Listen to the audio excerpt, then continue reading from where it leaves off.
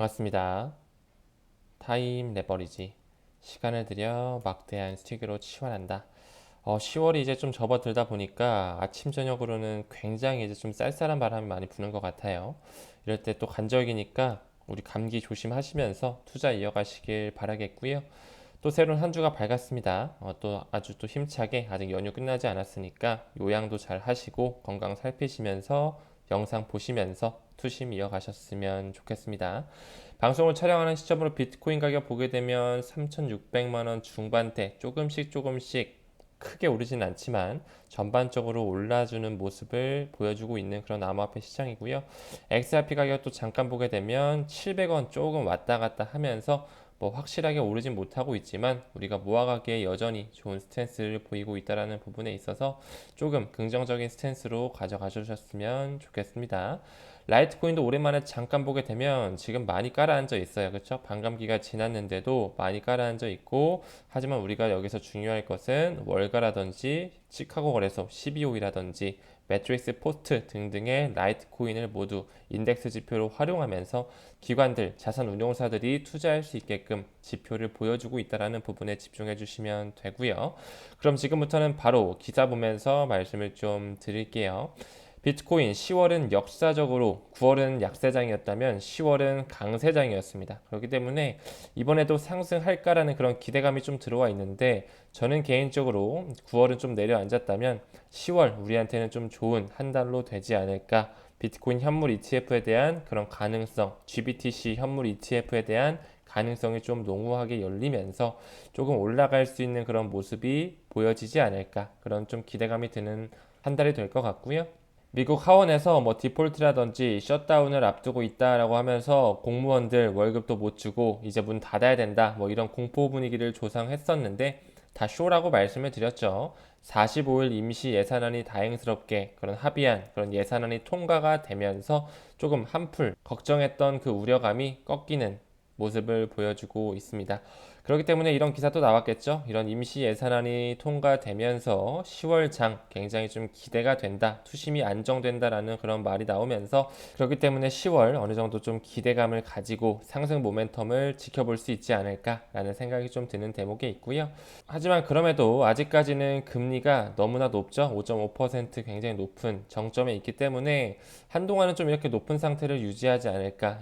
뉴욕 연방은행 총재가 얘기를 하고 있는데 11월 1일에 또 한 번의 FOMC 회의가 있죠. 그때 또 파월이 어떻게 말을 하면서 스탠스를 가져갈지 모르겠지만 일단은 금리 동결 스탠스가 지금은 조금 81.7%까지 보여지면서 동결로 가져갈 확률이 현저히 높다라고 조금 보여지는 부분으로 있고요. 하지만 한편의 미디어로는 또 이런 식으로 공포 분위기를 조성하고 있어요. 금리가 더 오를 수도 있다라고 하면서 이금융권, 그쵸?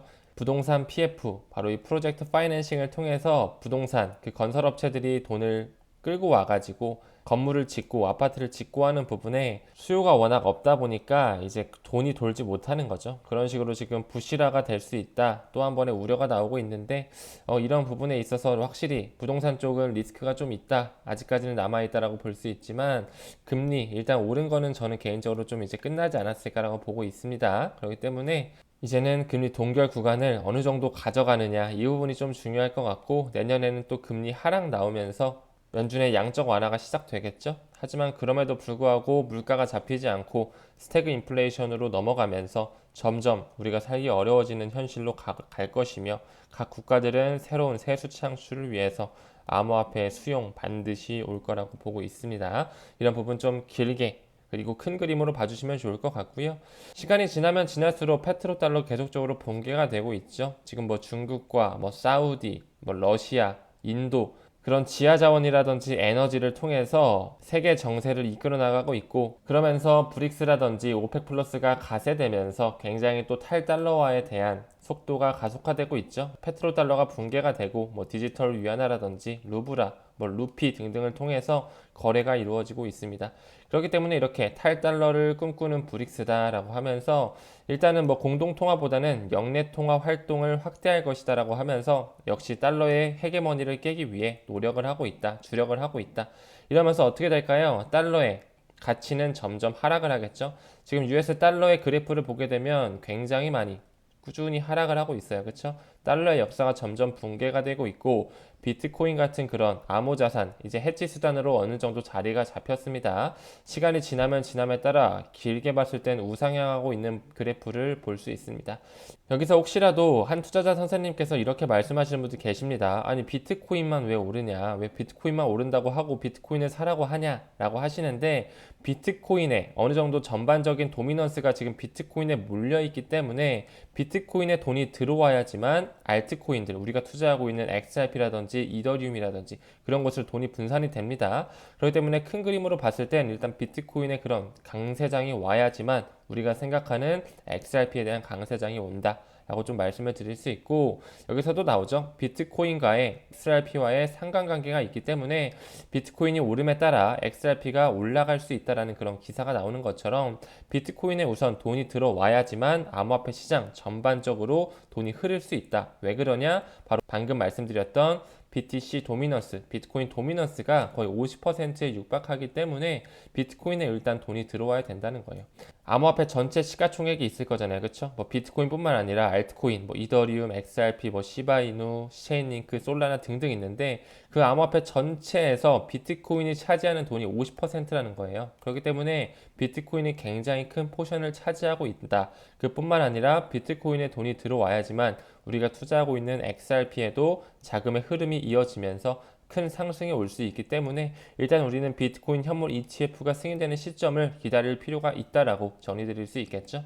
그러면서 지금 우리는 굉장히 모아가기 좋은 시점에 있다라는 거죠. 이런 부분에 있어서 반감기가 온 뒤로 한 번에 바로 오르지 않고 어느 정도 좀 횡보하면서 조정을 주면서 왔다 갔다 하다가 그 이후에 반감기 사이클로서 8개월 정도 이후에 큰 대상승이 온다라고 말씀을 드렸죠. 지금 내년 4월에 반감기가 예정이 돼 있고 지금 우리는 이 시점에 놓여 있습니다. 계속적으로 모아가면서 그쵸? 굉장히 횡보하면서 찔끔찔끔씩 오르고 있는 장세면서 호재와 악재가 좀 터지면서 과도기적인 부분에 있다라고 말씀을 드렸어요. 그렇기 때문에 우리는 달러 코스트 레버리징, 적립식 투자를 통해서 일정한 주기로 모아 주시다가 내년 말 그리고 2025년 그 반감기 사이클에 어느 정도 현금으로 털 것 털고 XRP 같은 경우는 미래를 바꿀 토큰이기 때문에 2025년 더 나가서 좀 더 길게 2030년까지도 보는 그런 느낌으로 어느 정도 노후 자금을 위해서도 제가 모아가라고 말씀을 드렸죠. 이런 부분 큰 사이클을 보실 줄 알아야 됩니다. 내년 4월에 반감기 있다라고 말씀을 드렸어요. 반감기 지금 약 200일 정도 남아 있거든요. 이런 부분에 우리는 계속적으로 모아갈 필요가 있다라고 다시 한번 좀 언급드립니다. 반감기. 그러면서 자산의 토큰화에 대한 얘기가 나오고 있어요. 지금 뭐 JP모건이라든지 얼마 전에 비트코인 현물 ETF 신청했던 이런 프랭클린 템플턴까지 나오면서 자산의 토큰화는 반드시 올 수밖에 없다. 뭐 부동산뿐만 아니라 지금 이미 자동차, 뭐 혼다라든지 테슬라, 암호화폐로 살 수 있는 시기가 오고 있고 그뿐만 아니라 뭐 귀금속이라든지 의류, 모든 재화들을 자산의 토큰화로서 코인으로 살 수 있는 시대가 머지 않았다는 것이죠. 그러면서 리플과 이더리움이 지배력을 위해 경쟁한다 나오고 있는데 지금 현재는 경쟁 구도에 있을 수 있죠. 하지만 리플, XRP 레저에 이더리움의 스마트 컨트랙, 이더리움 버추얼 머신이 완전히 들어오게 된다면 메인넷에서 구현이 되게 된다면 XLS38T가 확실하게 활성화가 된다면 리플이 잡아먹는다 라는 부분에 있어서 조금 더 길게 본다면 경쟁이 아니라 리플이 지배하는 그런 시대가 올 것이다 라고 개인적으로 보고 있거든요. 하지만 우리가 지금 다음 불장에 있어서 이더리움은 반드시 가져가야 될 토큰입니다. 지금 현재 이더리움 생태계가 워낙 세게 자리 잡고 있기 때문에 이더리움도 우리가 반드시 무시해서는 안 되는 토큰이자 스마트 컨트랙뿐만 아니라 NFT 시장도 현재 이더리움의 생태계 시장 장악력이 월등히 높기 때문에 반드시 XRP만 가져가는 게 아니라 비트코인과 ETH, 이더리움도 같이 가져가 주셔야 된다 라는 말씀 좀 같이 드리고 싶습니다. 더 나아가서 리플과 락뱅크에 대한 얘기가 나오고 있거든요. 락뱅크는 여러분 잘 아시다시피 아랍에미레이트가 떠오르는 그런 은행이죠. 굉장히 또 큰 은행이자 아부다비 증권거래소에도 상장이 되어 있습니다. 총 자산을 보면 락뱅크도 무시할 수 없는 금권 세력이기 때문에 우리가 또 유의하게 바라봐야 될 은행인데요. 리플과 과거부터 손을 잡으며 꾸준히 노력해왔죠. 2018년서부터 락뱅크와 손을 잡아왔고 락뱅크가 리플과 협력하여 제공하는 즉시 송금 서비스 역시나 계속적으로 송금 서비스가 ODA 솔루션으로 깔려지고 있다. 블록체인 기술을 활용하면서 현금 취약성을 완화하고 은행 서비스에 대한 접근을 향상시키고 있다. 락뱅크는 이 혁신적인 솔루션을 활용하면서 국경 간 송금의 속도 굉장히 빠르다라고 말씀을 드렸고, 여러 가지 효율성 면에서 보안을 향상시키면서 고객의 원활한 금융거래를 촉진하기 위해서 계속적으로 이런 락뱅크라든지 리플과 협력을 맺고 있는, 파트너십을 맺고 있는 은행들이 하나씩 하나씩 ODI 솔루션을 구현하고 있는 모습 보여지고 있습니다. 이런 부분에 있어서 역시나 리플은 미래 디지털 세상의 망을 깔고 있다라고 말씀을 드릴 수 있겠습니다.